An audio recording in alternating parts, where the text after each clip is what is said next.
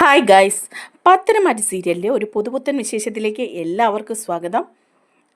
അങ്ങനെ ദേവയാനിക്ക് പാലിൽ വിഷം ചേർത്ത് കൊടുത്തത് നയനയാണെന്ന് തന്നെ വിചാരിച്ചിരിക്കുകയാണ് കേട്ടോ. ദേവയാനി നയനയോട് ഉള്ള ദേഷ്യം എങ്ങനെ കൂടിക്കൂടിക്കൊണ്ടിരിക്കുകയാണ്. അതേസമയം നയനയാണെങ്കിൽ ക്ഷീണം കൊണ്ട് തലകറങ്ങി വീഴുകയാണ്.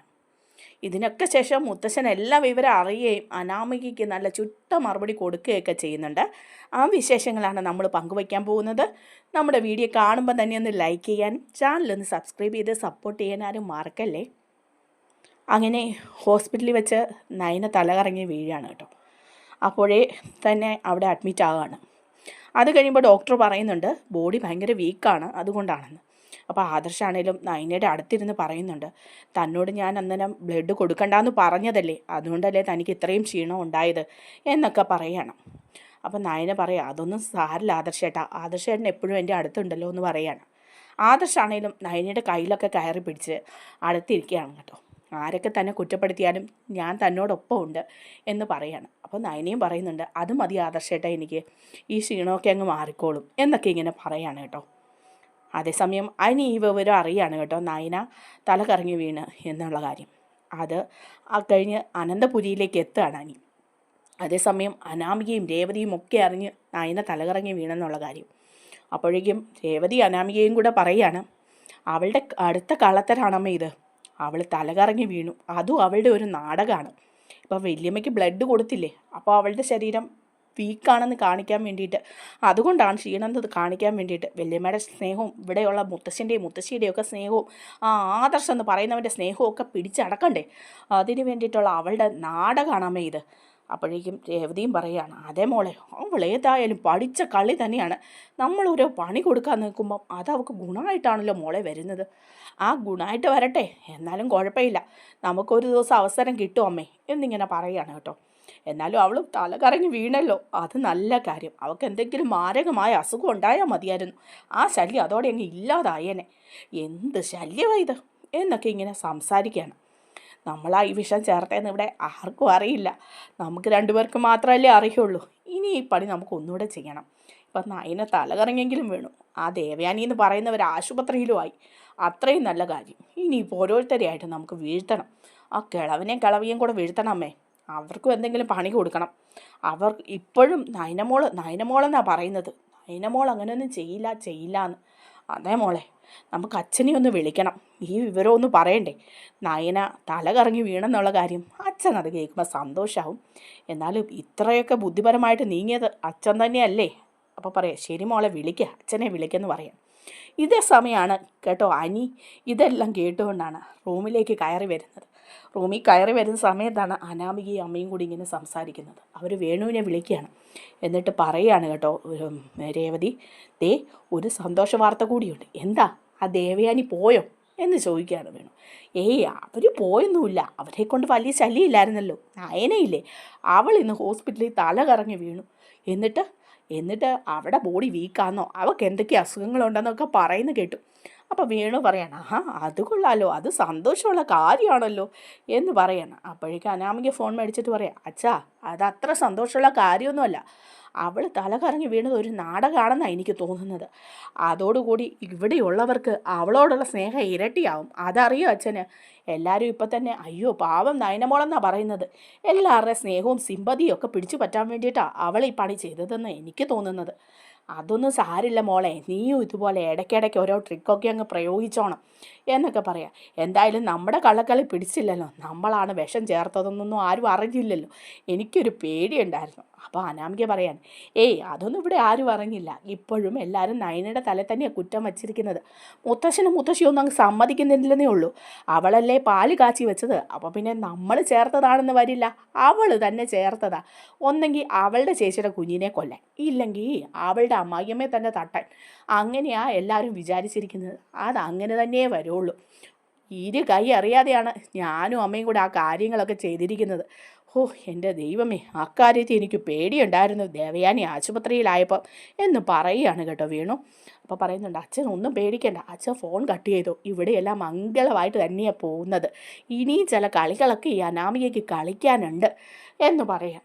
അപ്പോഴേക്കും അങ്ങോട്ട് അനി വരികയാണ് കേട്ടോ. അനി ഇതെല്ലാം കേട്ടുകൊണ്ട് നിൽക്കുകയാണ്. അനി അപ്പോഴേക്കും ചോദിക്കുക, അനാമികേ എന്താ നീ പറഞ്ഞത്? അപ്പോൾ ഇതെല്ലാം ചെയ്തത് നിങ്ങൾ രണ്ടുപേരും കൂടിയായിരുന്നല്ലേ?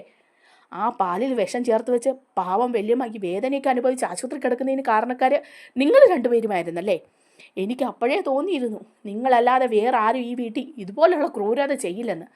എന്തിനായിരുന്നു വല്യമ്മയോട് ഇങ്ങനെ ചെയ്തത്? വല്യമ്മ നിനക്കൊക്കെ വേണ്ടതിലധികം സാധനങ്ങൾ തരുമായിരുന്നല്ലോ. നിന്നെയൊക്കെ എടുത്ത് തലയിൽ കെട്ടി വെച്ചിരിക്കുകയല്ലായിരുന്നോ ആ പാവം? എന്നിട്ടും അവരോട് തന്നെ നിങ്ങളൊക്കെ എന്തിനിത് ചെയ്തു? അപ്പോഴേക്കും അനാമിക പറയും, ഓ നീ എല്ലാം കേട്ടോ, ഞങ്ങൾക്കങ്ങനെ ചെയ്യേണ്ട കാര്യമില്ല, നയന തന്നെ ചെയ്തതായിരിക്കും. നയനയ്ക്കല്ലായിരുന്നോ ദേഷ്യം? എടി നീയൊക്കെ ഇപ്പം നിൻ്റെ അച്ഛനോട് വിളിച്ച് പറയുന്നത് ഞാൻ എൻ്റെ രണ്ട് ചെവിയും കൊണ്ടും കേട്ടു. നീയൊക്കെ സത്യം പറയടി എന്ന് പറയാ. അപ്പം അനാമിക പറയും, ഓ നീ കേട്ടു, നീ കേട്ടതെന്ന് തെളിവൊന്നുമില്ലല്ലോ, നീ മാത്രമല്ലേ കേട്ടോളൂ. നിനക്കല്ലേലും എന്നെ കാണാൻ മേല, അതുകൊണ്ട് നീ എൻ്റെ എതിരെ കുറ്റം പറയുമെന്നുള്ളത് ഇവിടെ എല്ലാവർക്കും അറിയാം. നിന്നെ ആരും വിശ്വസിക്കില്ല നീ. എടി ഞാൻ നിന്നെ എന്ന് പറഞ്ഞ് അടിക്കാൻ കൈ ഓങ്ങാണ് കേട്ടോ. അപ്പം അനാമിക പറയാം, എന്നതേ തൊട്ടു പോകരുത് കേട്ടോ എന്ന് പറയാണ്. അപ്പം നീ എന്തിനാടി അങ്ങനെ ചെയ്തത്? ഞാനേ ഒരബദ്ധം പറ്റിയതാ, പാവം വല്യമ്മേ ഒന്നും ചെയ്യണമെന്ന് വെച്ച് ചെയ്തതല്ല. ആ നവിയുണ്ടല്ലോ, അവളുടെ അഹങ്കാരം ഒന്ന് കുറയ്ക്കണമെന്ന് വിചാരിച്ച് തന്നെ ചെയ്തതാ. അത് പക്ഷേ വല്യമ്മയ്ക്കായിപ്പോയി, അതൊരു കുഴപ്പം. പക്ഷേ ദേ ഇവിടെ ഞങ്ങൾ രണ്ടും അല്ലാതെ ഇപ്പം നിനക്കും അറിയാം, വേറെ ആർക്കും അറിയില്ല. നീ ഇത് പറഞ്ഞാലും ആരും വിശ്വസിക്കില്ല. അതിനുള്ള കളിയൊക്കെ ഈ അനാമിക കളിച്ച് വച്ചിട്ടുണ്ടാ. ഇപ്പം തന്നെ ഞാൻ മുത്തശ്ശിയോട് ഈ വിവരം പറഞ്ഞിട്ടേ ഉള്ളൂ എന്ന് അനി പറയുക. പിന്നെ ഓടിച്ചെന്ന് നീ പറ എന്ന് പറയാണ് കേട്ടോ. അനി അങ്ങോട്ട് പോകുമ്പം രേവതി പറയുന്നുണ്ട്, മോളെ ഇതിന് പ്രശ്നമാവും. എന്ത് പ്രശ്നം? അവൻ ചെന്ന് പറഞ്ഞാൽ ഞാൻ അതിലും വലിയ കളി കളിക്കില്ലേ? മുത്തശ്ശനും വിശ്വസിച്ചാലും മറ്റുള്ളവരൊന്നും വിശ്വസിക്കില്ലെന്നേ. അങ്ങനെ അനി മുത്തശ്ശിയുടെ അടുത്തേക്ക് ചെല്ലുക. എന്നിട്ട് വളരെ വിഷമിച്ച് പറയാം, മുത്തശ്ശ എന്താ അനി, എന്താ നിൻ്റെ മുഖത്ത് വല്ലാതിരിക്കുന്നത്? ഒന്നുമില്ല മുത്തശ്ശ, നയനേടത്തി ഹോസ്പിറ്റലിൽ തലകറങ്ങി വീണെന്ന് അറിഞ്ഞില്ലേ? അറിഞ്ഞു. ആ കുട്ടിക്ക് ആരോഗ്യമില്ല, എന്തൊക്കെയോ പ്രശ്നങ്ങളുണ്ട്, സാരില്ല എന്ന് പറയുമ്പം അനി പറയാം, വേറൊരു കാര്യമുണ്ട് മുത്തശ്ശ, ഇവിടെ ആ പാലിൽ വിഷം ചേർത്തത് നയനേടത്തിയാണെന്ന് എല്ലാവരും പറഞ്ഞു നടക്കുന്നത്. എന്നാൽ സത്യം അതല്ല, അനാമികയും അവളുടെ അമ്മയും കൂടി ചെയ്തതാണ് നവ്യടത്തിയുടെ കുഞ്ഞിനെ കൊല്ലാനായിട്ട്. അത് വല്യമ്മയ്ക്കാണ് ഏറ്റതെന്നേ ഉള്ളൂ എന്ന് പറയുമ്പം മുത്തശ്ശൻ പറയാം, അനി നീ വെറുതെ പറയരുത്. നിനക്ക് അനാമികയോട് ദേഷ്യമൊക്കെ ഉണ്ടാവാം, പക്ഷേ നീ അങ്ങനെ അനാമികയെ കുറ്റപ്പെടുത്തി പറയരുത്. ഞാൻ വെറുതെ പറയുന്നതല്ല മുത്തശ്ശ, വെറുതെ അങ്ങനെ ഞാൻ ആരെയും പറയാറില്ല. ഇപ്പം ഞാനൊരു ചെവി കൊണ്ട് കേട്ടതാ, അവളും അവളുടെ അമ്മയും കൂടി പറയുന്നതും അവളുടെ അച്ഛനെ ഫോണിൽ വിളിച്ച് സംസാരിക്കുന്നതും ഒക്കെ. അപ്പോൾ മുത്തശ്ശൻ പറയാണ്, അങ്ങനെ ചെയ്യാൻ സാധ്യതയുണ്ടെങ്കിൽ അവരൊക്കെയാണെന്ന് എനിക്കും അറിയാം അനി. പക്ഷേ നീ ഒരു കാര്യം ചെയ്യണം, നിൻ്റെ ഭാര്യയാണ് അനാമിക, നീ ഈ കാര്യം പുറത്ത് ആരോടും പറയാൻ പോകണ്ട. കാര്യം പറഞ്ഞു കഴിഞ്ഞാൽ അത് നമ്മുടെ കുടുംബത്തെ ബാധിക്കുന്നത്. ഇതിൻ്റെ എത്രത്തോളം പോകുമെന്നറിയട്ടെ, എന്നിട്ട് നമുക്കൊരു തീരുമാനം എടുക്കാം. അനന്തപുരി തറവാടിനൊരു മോശമാണ്, ഈ കുടുംബത്തിൽ കിടന്ന് വഴക്കും അങ്ങോട്ടും ഇങ്ങോട്ടും പ്രശ്നങ്ങളും ഉണ്ടാവും. അതുകൊണ്ട് മോനെ അനി, നീ തൽക്കാലം അത് മറക്കണം എന്ന് മുത്തശ്ശൻ പറയാണ് കേട്ടോ. അതിനൊക്കെ ശേഷം നയനയും എല്ലാവരും കൂടെ നിൽക്കുമ്പോഴേക്കും അനാമി അങ്ങ് ഉറഞ്ഞു തുള്ളുവാണ് നയനയുടെ നേരെ. എടി ഇനി എന്താ ഇന്ന് ഉണ്ടാക്കി വെച്ചിരിക്കുന്നത്? എന്ത് വിഷമാണ് നീ ചേർത്തിരിക്കുന്നത്? വല്യമ്മ വന്നല്ലോ, വല്യമ്മ വന്നു കഴിയുമ്പോൾ പിന്നെ വല്യമ്മ ഇനിയും കൊല്ലാൻ നീ നോക്കുമായിരിക്കും. അപ്പം ഉടനെ തന്നെ ദേവയാനി പറയാ, ശരിയാ, ഇനി ഇവൾ തരുന്ന ഭക്ഷണമൊന്നും കഴിക്കാൻ ഞാൻ തയ്യാറല്ല. ഇവൾ ഒരുത്തിയാണ് എന്നെ കൊല്ലാൻ വേണ്ടി ഈ പണിയെല്ലാം നോക്കിയത്. അപ്പോഴേക്കും മുത്തശ്ശനും പറയുകയാണേ, നിങ്ങൾ എന്ത് കണ്ടിട്ടാണ് പറയുന്നത്? നയനമോളെ വിഷം ചേർത്തതെന്ന് നിങ്ങളുടെ കയ്യിൽ എന്തെങ്കിലും തെളിവുണ്ടോ? അപ്പോൾ രേവതി പറയാം, എല്ലാത്തിനും തെളിവിൻ്റെ ആവശ്യമില്ലല്ലോ, എന്നും പാല് കാച്ചി വയ്ക്കുന്നത് ഇവളല്ലേ, ഇവളുടെ ചേച്ചിക്ക്. അപ്പോൾ ആ പാലിൽ വിഷം വന്നെങ്കിൽ പിന്നെ വേറെ ആരെങ്കിലും ചേർത്ത് കാണോ? അങ്ങനെ ആരും ഇവിടെ ചേർക്കുന്നത് ആരും കണ്ടിട്ടുമില്ലല്ലോ. അപ്പോഴേക്കും മുത്തശ്ശന് ദേഷ്യം വരികയാണ്. മുത്തശ്ശൻ പറയാണ്, രേവതി ഇതിലൊന്നും കൂടുതൽ ഇടപെടണ്ട. മരുമക്കളുടെ വീട്ടിലെ അമ്മമാർ വന്ന് ഇവിടുത്തെ പ്രശ്നങ്ങളിലൊന്നും ഇടപെടാറില്ല. അനന്തപുരിയിൽ അങ്ങനെ ഒരു പഴക്കോ ഇല്ല. അപ്പോൾ രേവതി ഒന്ന് ഒതുങ്ങാണ് കേട്ടോ. അപ്പോൾ അനാമിക അങ്ങ് ചിരികൊണ്ട് വരികയാണ്. ആ മുത്തശ്ശൻ അങ്ങനെയൊക്കെ പറയാം, നയനമോളായതുകൊണ്ടല്ലേ മുത്തശ്ശനൊന്നും പറയാത്തത്. വേറെ ആരെങ്കിലും ആയിരുന്നെങ്കിൽ ഇവിടെ എന്തായിരുന്നു പുകില്? അപ്പോൾ മുത്തശ്ശൻ പറയാണ്, വേറെ ആരായിരുന്നെങ്കിലും എന്തായിരുന്നു പുകില്? എല്ലാ കാര്യങ്ങളും ഒപ്പിച്ച് വച്ചിരിക്കുന്ന ആരാണെന്നുള്ള കാര്യം എനിക്ക് ശരിക്കും അറിയാൻ അമികെ. അതുകൊണ്ട് നീ എൻ്റെ നേരെ നിന്ന് സംസാരിക്കാറൊന്നും ആയിട്ടില്ല. നീ കൂടുതൽ സംസാരിച്ചാൽ ഇവിടെ പല സത്യങ്ങളും വെളിപ്പെടുത്തേണ്ടതായിട്ട് വരും. നീയാണ് പാലി വിഷം ചേർത്തതെന്ന് ഞാൻ പറഞ്ഞാൽ നീ അത് അംഗീകരിക്കുമോ? ഇല്ലല്ലോ. പക്ഷേ എന്താണെന്ന് സത്യം എന്നുള്ളത് എനിക്കറിയാം. ഇത് അനന്തപുരി തറവാടാണ്, ഇവിടുത്തെ അനന്തമൂർത്തിയാണ് ഞാനാണ് ഇപ്പോഴും കാരണവർ. എൻ്റെ മുന്നിൽ കിടന്ന് വിളയാനായിട്ടായിട്ടില്ല അനാമിക നീ എന്ന് പറയുകയാണ് കേട്ടോ മുത്തശ്ശൻ. അതോടുകൂടി അനാമിക ഇങ്ങനെ ഞെട്ടിത്തരിച്ചങ്ങ് നിൽക്കുകയാണ്.